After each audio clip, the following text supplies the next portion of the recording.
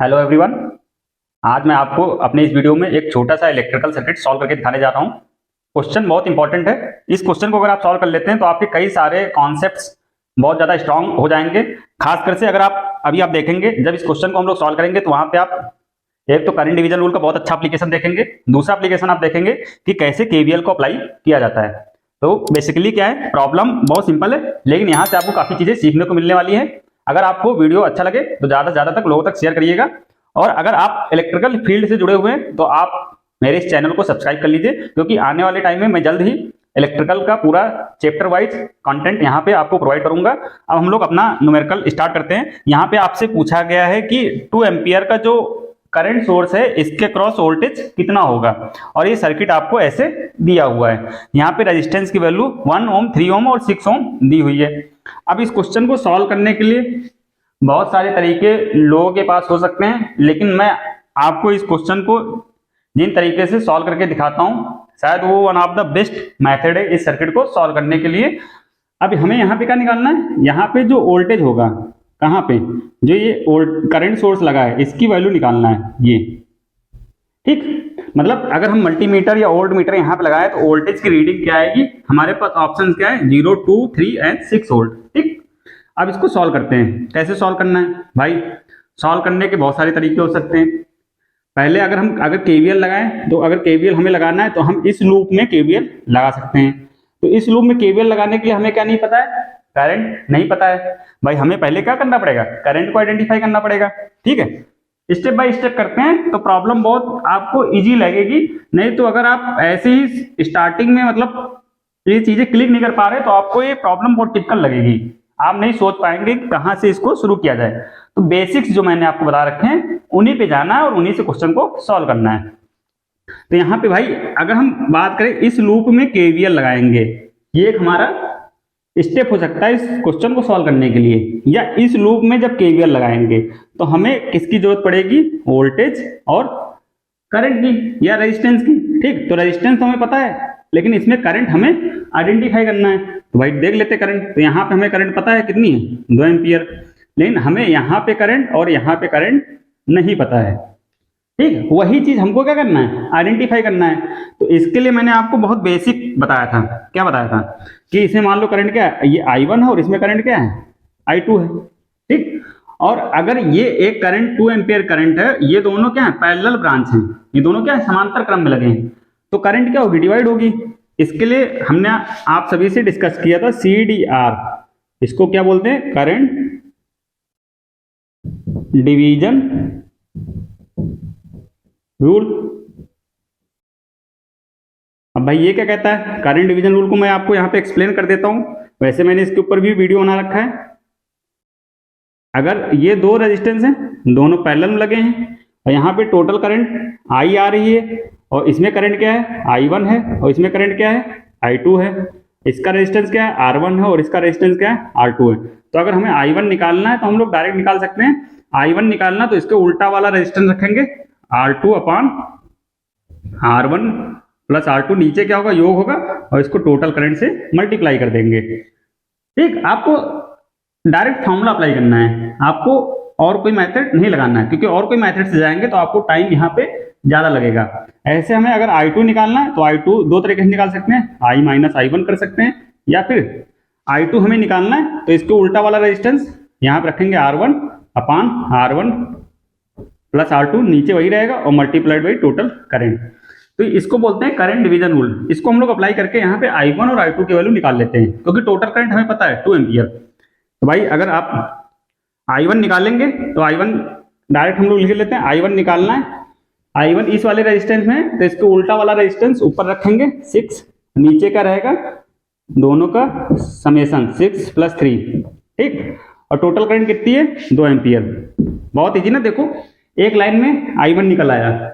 ठीक, ये तो मैंने आपको एक्सप्लेन किया समझाने के लिए कि आपको कोई डाउट है CDR लगाने में तो आप यहाँ पे इजीली उसको समझ पाए। तो ये कितना हो जाएगा, 12 हो जाएगा, और नीचे कितना हो जाएगा, 9 हो जाएगा। इसको हम लोग काट सकते हैं 3 से, तो 3 चौक 12, 3 त्रिका 9। तो हमारे पास I1 की वैल्यू कितनी आ गई, 4/3 एम्पियर। क्लियर। अगर हमें I2 निकालना है तो I2 निकालने के लिए क्या करते हैं, I2 ये वाला निकालना, तो ये वाला रेजिस्टेंस पहले रखेंगे, 3 और नीचे तो वही रहेगा 6 + 3 और मल्टीप्लाइड बाई 2। तो हम लोग इसको सॉल्व कर लेते हैं। 6 और नीचे क्या हो जाएगा 9, 3 2 जा 6, नीचे 6 + 3 9, तो कितना हो जाएगा 3 दूनी 6, 3 त्रिका 9। ये आ गई हमारी पास I2। I1 I2 निकल गए।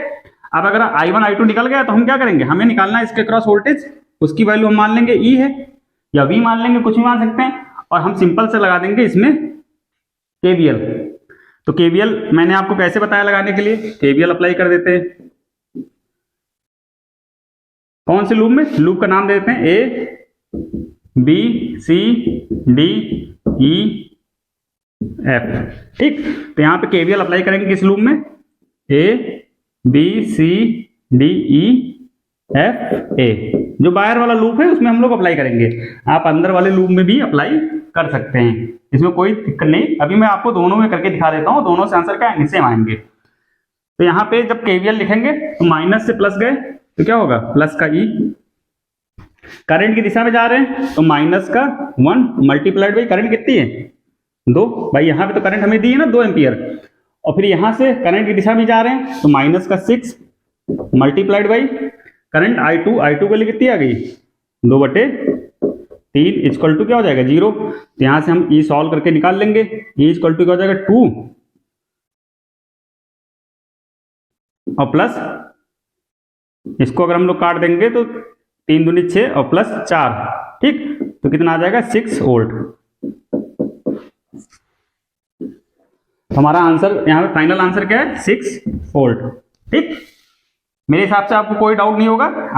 अगर आपको KVL CDR लगाने में कोई प्रॉब्लम है तो आप मेरे पुराने वीडियोस जाकर के देख सकते हैं।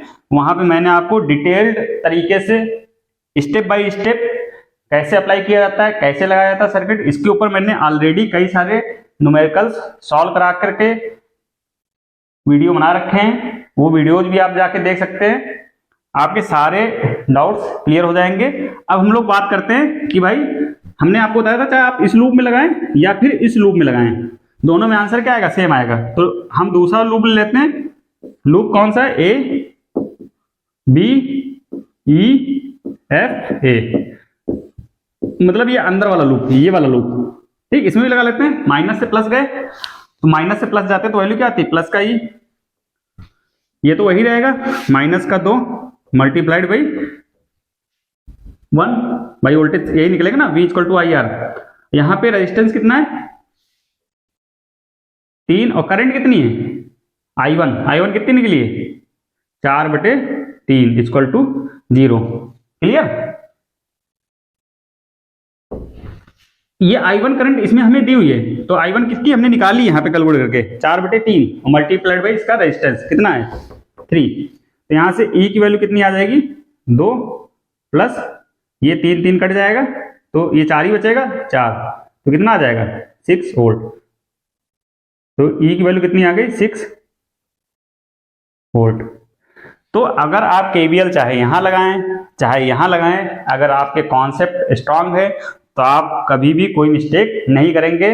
बेसिक्स आपका स्ट्रांग होना चाहिए, कभी भी आपको प्लस माइनस या KVL इक्वेशन लिखने में या फिर करंट डिवीजन रूल लगाने में प्रॉब्लम नहीं होगी। तो ऐसे जितने भी न्यूमेरिकल आपके एग्जाम में पूछे जाते हैं, खास कर से जो कंपटीशन के एग्जाम्स होते हैं, वहां पे टाइम बहुत कम होता है और आपको वहां पे एक पर्टिकुलर मेथड से जाना पड़ता है। मेथड तो कई सारे हो सकते हैं, लेकिन किस मेथड से इस क्वेश्चन को सॉल्व करने में कम से कम टाइम लगेगा, अगर वो मेथड आप अप्लाई कर देते हैं आपके लिए वहां पे सक्सेसफुल होने के चांसेस बहुत ज्यादा रहेंगे। कौन सा मेथड कहां पे अप्लाई करेंगे ये कोई एक दिन में नहीं आने वाला है, इसके लिए आपको कई सारे न्यूमेरिकल्स प्रैक्टिस करने पड़ेंगे। जितना ज्यादा आप प्रैक्टिस करेंगे उतना ज्यादा आपका माइंड शार्प बनेगा और आप इजीली मेथड्स को पिकअप कर पाएंगे कि कौन सा क्वेश्चन किस मेथड से सॉल्व करें जिससे कि टाइम कम से कम लगे। तो आज के इस वीडियो में बस इतना ही। उम्मीद है कि मेरे द्वारा बनाए गए वीडियोज जो कंटेंट इलेक्ट्रिकल सब्जेक्ट से मैं आपको प्रोवाइड कर रहा हूं वो आपको बहुत अच्छे लग रहे होंगे। Thank you so much.